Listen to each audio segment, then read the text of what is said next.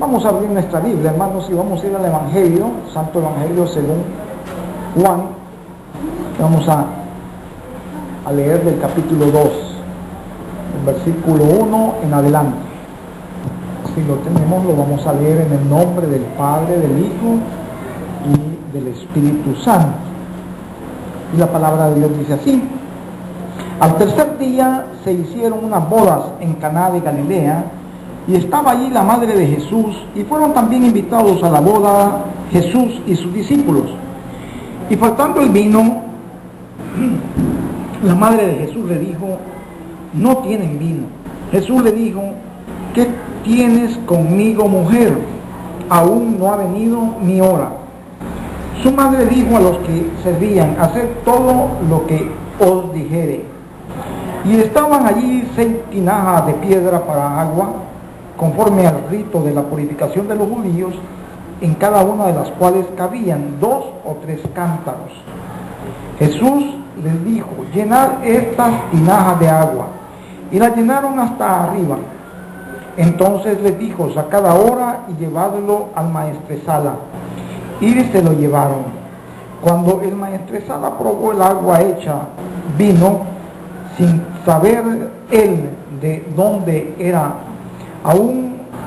aunque lo sabían los sirvientes que habían sacado el agua, llamó al esposo y le dijo: todo hombre sirve primero el buen vino, y cuando ya han bebido mucho, entonces el inferior, mas tú has reservado el buen vino hasta ahora.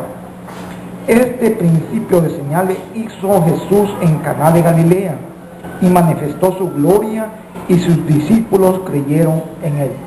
Hermanos, al tercer día, Jesús y sus discípulos se dirigen al norte, al territorio de lo que es Galilea, ¿verdad? Galilea se conoció como Galilea de los gentiles.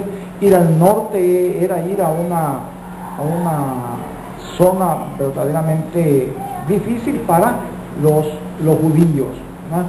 Porque la gente del norte pues no seguían las pautas, ¿verdad?, establecidas en cuanto a dónde debería de realizarse la verdadera adoración, ¿verdad?, que era Jerusalén. Pero el Señor viene con una serie de manos nuevas, ¿verdad? Por eso el Evangelio son nuevas de salvación, y en esta oportunidad no está hablando con la samaritana, pero cuando se encuentra en la samaritana, ya en el capítulo 4, pues ella le hace ver, ¿verdad?, que a dónde es que debía de adorarse, si en Jerusalén o en el monte, en Gerizim, ¿verdad? Y el Señor le dice: si ha llegado el momento que ni uno ni en otro, sino que Dios a lo que busca son adoradores, que le adoren en espíritu y en verdad, ¿verdad? No es el lugar, sino que es el corazón, es la manera, ¿verdad? Eso es lo que importa. Podemos estar aquí o podemos estar en la iglesia más grande, pero lo que marca la diferencia es su corazón. Si ha venido con un deseo de adorar, ¿verdad?, en espíritu y en verdad, en espíritu y en verdad. Eso es lo importante. Entonces vemos que Jesús y sus discípulos se dirigen al norte, hermanos, a Galilea, caminan 3 días y llegaron a Caná de Galilea, ¿verdad? Caná, una aldea pequeña que no quedaba muy lejos de Nazaret, y que Caná era el pueblo de donde era Natanael, Caná. Y vemos, hermanos, que al tercer día se hicieron unas bodas en Caná de Galilea, y estaban allí la madre de Jesús. Al referirse a esto, estamos viendo de que posiblemente María, la madre de Jesús, estaba, además de invitada, estaba, hermanos, participando, ¿verdad?, de alguna manera en cuanto a la celebración, ¿no? Era una boda, posiblemente eran amigos o familiares, y por eso María estaba tan involucrada en ello. Y fueron también invitados a la boda Jesús y sus discípulos. Entonces esto nos demuestra, ¿verdad?, cómo la aproximación.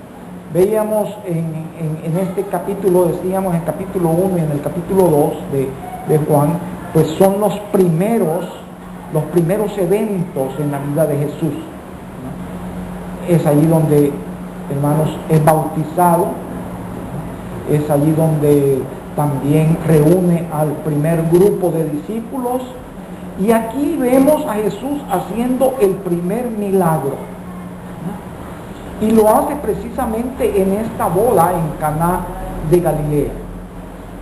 Pero vemos a Jesús cercano con la gente, ¿no? Vemos un Dios que es cercano con la gente, se involucra, asiste y se involucra, ¿verdad? Lo vamos a ver adelante, pero se involucra en esta celebración.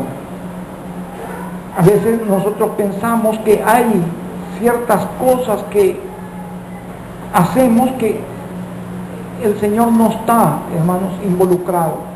Y Él se involucra en la vida, hermanos, y en las celebraciones de sus hijos en todas las órdenes.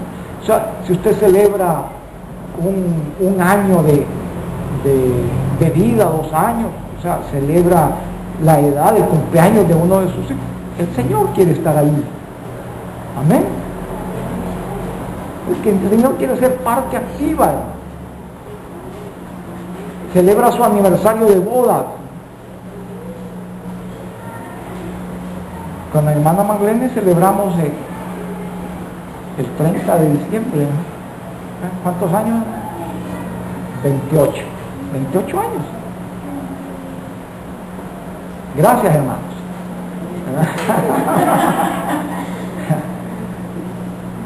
28 años. Se ve fácil, ¿verdad? Pero son 28 años.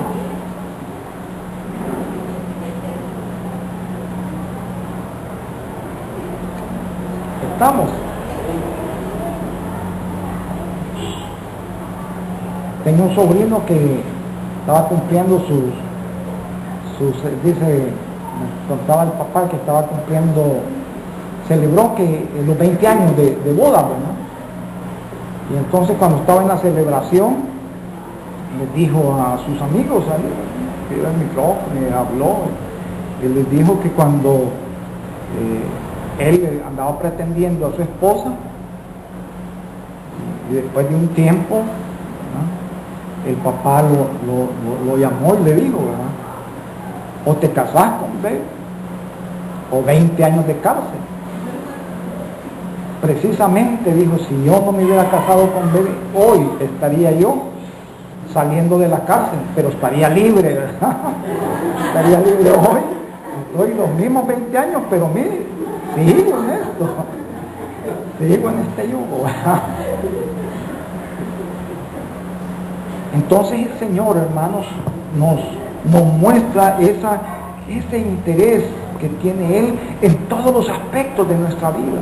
Y eso es sumamente importante, porque a veces hacemos algo, pero si no lo hacemos en la iglesia, si no lo hacemos, hermanos, con una cobertura religiosa, ¿verdad?,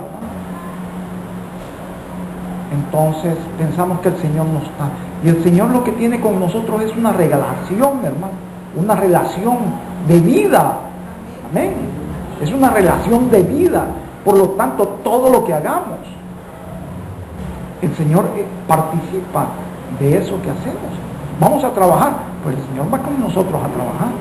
Por eso la palabra nos dice de que todo lo que hagamos, hagámoslo como para el Señor.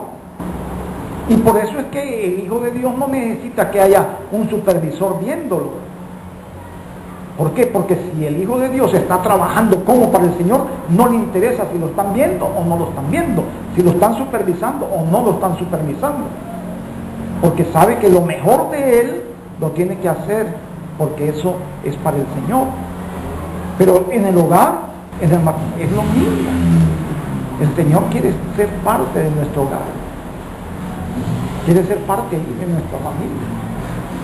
Y eso garantiza, hermanos, que a pesar de que vengan dificultades, el Señor va a estar presente y va a actuar, va a resolver problemas que se den en nuestro hogar. No lo vamos a llamar como un bombero, no lo vamos a llamar como un banquero, no lo vamos a llamar como la Cruz Roja, sino que Él va a estar allí, hermanos, y y Él va a actuar y Él va a resolver situaciones, problemas, ¿no? Vemos aquí de que estaban en la celebración, pero que se dio una crisis por escasez. Hermanos, antes a uno aquí en El Salvador le invitaban a una boda y uno iba y por lo menos, eran 7 días la fiesta.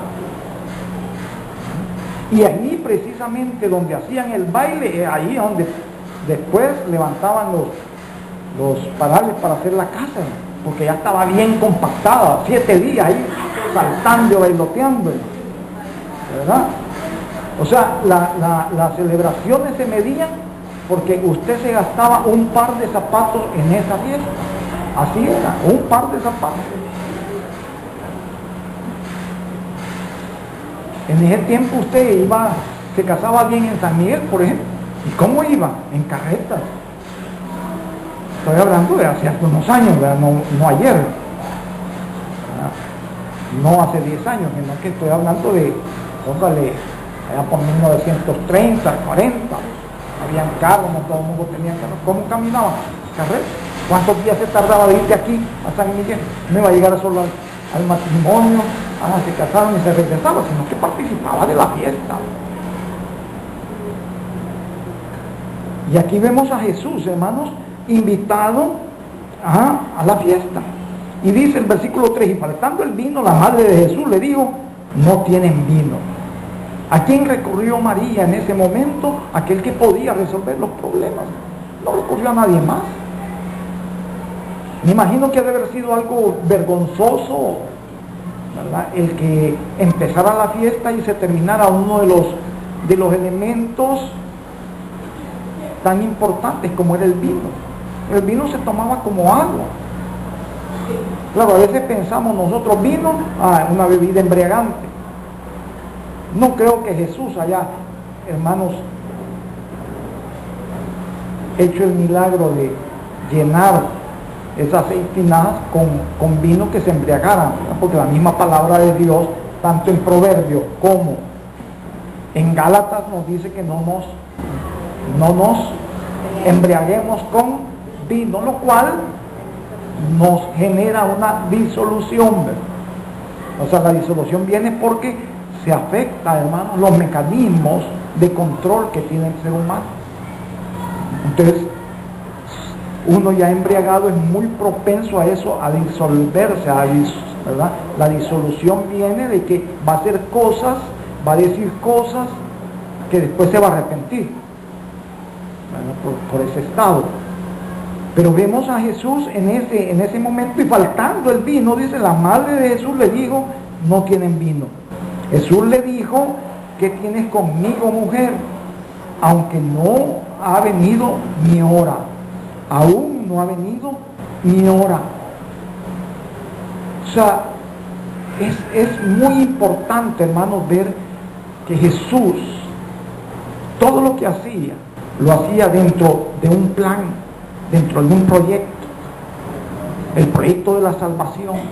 Todo tenía, hermanos, y estaba muy tomado en consideración todos esos aspectos. Voy a empezar antes de entrar en el ministerio a hacer milagros, voy a hacer esto. Él sabía, hermanos, de que en la medida que él afectara la historia a través de su participación, de lo que él va a hablar, de lo que él, hermanos, va a confrontar, porque él quería que pasaran de ser religiosos a tener una relación con él. Entonces, muchas de las cosas que él iba a decir, iba a confrontar, hermano, a los escribas, a los fariseos, a los religiosos. Y eso iba a acelerar, iba a apresurar el día de su muerte. Pero si él moría antes de haber preparado a sus discípulos, de haber generado toda la enseñanza, entonces no era todavía su hora. No podía él hacerlo.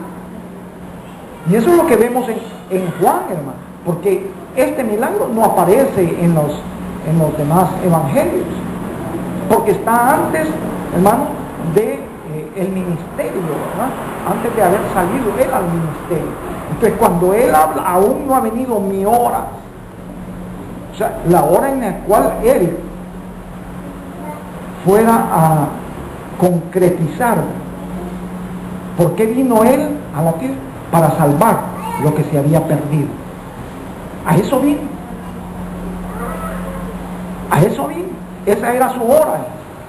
Por eso su hora es cuando él subió a la cruz del Calvario. Esa era su hora. Para eso vino. Entonces, esto estaba dentro de ese plan. Sabemos que el milagro por sí era bueno y por eso lo hizo.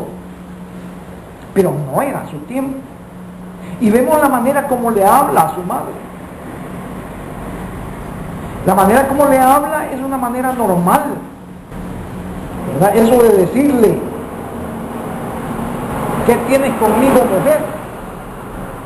Eso era la manera normal. Pero en este caso vemos también que hay 3 oportunidades. Esta es la primera en la cual Jesús toma un espacio, ¿verdad? Entonces es de decirle, mujer, madre, mi vida y mi ministerio no te pertenecen a ti. Esto es de Dios. Yo vengo a realizar un plan del Padre. Vengo a realizar algo que me ha sido encomendado a mí. Por lo cual yo no puedo estar vinculado, ¿verdad?, de esa manera. Aunque vemos que lo hace. Pero lo hace haciendo énfasis, hablando de que todavía no era su tiempo. Todavía no había sido su hora. Lo que es ejemplo y lo debemos de tomar nosotros y así hablar es lo que le dice María en el versículo 5. Su madre dijo a los que servían, hacer todo lo que os dijere. Y eso es, hermanos, una recomendación de lo más sabia. ¿Quién mejor que Jesús para hacer todas las cosas? Si tenemos un hijo y ese hijo se va a casar, hijo, ¿querés tener éxito? Haz todo lo que Jesús te ordena en la palabra. Hacelo. Vas a ser el mejor esposo, el mejor padre. Vas a ser el mejor ciudadano. Vas a ser el mejor miembro de cualquier congregación. Si hacemos lo que Jesús nos dice que hagamos, hermanos, tenemos éxito. Tenemos una vida abundante, una vida victoriosa. No estamos haciendo las cosas porque a nosotros nos parece, las estamos haciendo como Él dice. Y esa recomendación de María, hermano, nos abre, ¿verdad?, esa posibilidad de verlo, que nosotros no somos completos, ni nosotros tenemos la solución a los problemas, sino el que tiene, hermano, la solución a los problemas que nosotros mismos generamos. Porque una cosa es algo que a mí me está dando problemas, por ejemplo, posesión de dinero, puede ser una área, ¿verdad?, que decimos que a los ministros les afecta, el poder le afecta, las faldas le afecta, y la posesión de dinero les puede afectar. Si se inclina más al amor al dinero, ahí se arruinó todo. Entonces, hermanos, no es que las cosas no las podamos usar, sino que cómo está nuestro corazón. Eso es lo importante. Entonces, en una relación familiar, ¿cómo es que estamos? ¿Cómo nos debemos de relacionar el esposo con la esposa? Si verdaderamente amamos a Dios y hacemos lo que Él nos dice que hagamos, pues el esposo debe de amar a su esposa como Cristo Jesús amó a la iglesia, que estuvo dispuesto hasta sacrificarse por ella, dice la palabra. Pero la esposa, ¿qué tiene que hacer? Debe de estar sujeta. Entonces, si la esposa no se sujeta, no está haciendo lo que Jesús dice. Si el esposo no la ama, no está haciendo lo que Jesús dice. ¿Y cómo va a ser ese matrimonio? Donde ella no es sujeta y él no ama. ¿Usted cree que ese matrimonio va a ser exitoso? ¿Usted cree que ese matrimonio es funcional? ¿Usted cree que ese matrimonio va a ser la matriz, el modelo para los hijos? Ella hace lo que le da la gana y él hace también lo que le da la gana. Pero cuando el esposo se somete y ama a la esposa. La esposa se somete y se sujeta a su esposo. Estamos haciendo lo que Jesús nos dice que hagamos. ¿Y qué va a haber de resultado? Éxito. Va a haber un éxito en ese matrimonio. Si el matrimonio funciona bien, si el matrimonio es funcional, la familia va a ser funcional. Y la iglesia donde esté va a funcionar bien. Y la sociedad donde esté va a funcionar bien. Porque la piedra angular es Cristo Jesús, hermano. Usted puede estar en diferentes estructuras y usted formar un fundamento, pero ese fundamento no va a funcionar si Cristo Jesús no es la piedra angular, hermano. Nosotros los hijos de Dios estamos fundamentados en la doctrina de los apóstoles y profetas, siendo la principal piedra del ángulo Jesucristo mismo. Efesios 2:20. Recuerdan que yo nací en apóstoles y profetas, hermano, y ese versículo es el fundamento. ¿Dónde estamos fundamentados? En los apóstoles y profetas. En las asambleas de Dios me decían, Víctor, cuando querían que ese versículo se diga, entonces ya, ¿por qué? Porque ya no sabía. Estamos. Pero ¿quién es? Los apóstoles y profetas son parte. Pero la piedra angular, el que no, mire, pueden faltar los apóstoles y profetas, pero Cristo Jesús no puede faltar, hermano. Amén. Eso es lo importante. En una familia incluso puede faltar uno de los puntos y se terminó el fundamento. No, si tienen a Cristo Jesús como la piedra angular, siempre va a haber fundamento, porque Él es el que amarra, Él es el que pone, hermanos, con los que están. Él va a ser un fundamento fuerte porque Él es la piedra angular, y todo lo demás va a orientarse de acuerdo a esa piedra angular. Entonces, cuando María recomienda, hagan lo que Él dice, es una de las mejores recomendaciones que alguien nos puede dar. ¿Por qué? Porque seguir a Cristo Jesús y hacer lo que Él dice es éxito total.